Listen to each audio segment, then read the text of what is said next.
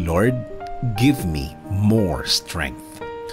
Lord, palakasin mo ako sa mga oras na ito. Bigyan mo pa ako ng maraming inspirasyon para makamove on sa buhay ko. Ako ngayon, Lord, ay nakalubog sa isang problema na hindi ko lubos maisip kung bakit dumating sa aking buhay ito. Nalilito at parang nawawala na ako. Parang walang makapitan. At alam kong walang makakaintindi ng aking kalagayan.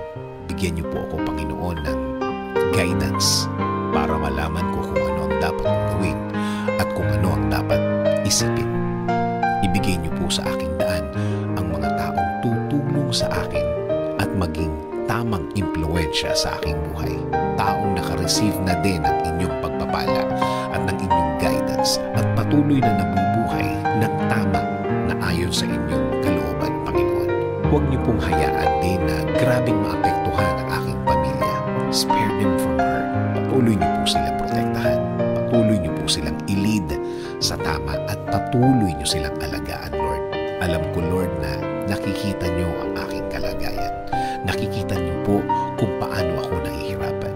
Huwag niyo po sanang hayaan na magtuloy-tuloy ang aking nararanasan, Panginoon.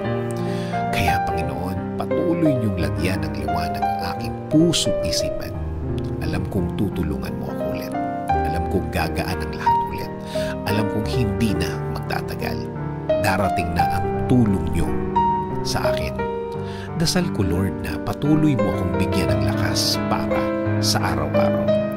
Para mas maharap ko ang mga problema ito. Bigyan mo ako ng talino para mas alam ko kung ano ang gagawin sa problema ito. Patuloy akong maniniwala at kakapit pa din sa inyong presensya, Panginoon. Kakapit sa pangako po ninyo na lagi kayong andyan para sa akin at sa aking pamilya. Magpo-focus ako sa inyong pagmamahal sa akin dahil alam ko na kapakanan ko pa rin ang mangingibabaw sa bawat mahirap na sitwasyon sa aking buhay. Maraming salamat sa inyong kabaitan. Maraming salamat sa inyong biyaya. Maraming salamat sa ibibigay mong lakas at talino sa akin, Lord.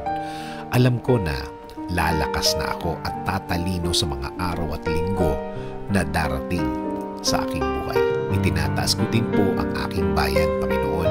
Bigyan niyo po ng guidance at inspirasyon ng Pilipinas at mga Pilipino ngayon dito po sa aming bayan at mga Pilipino sa ibang bansa.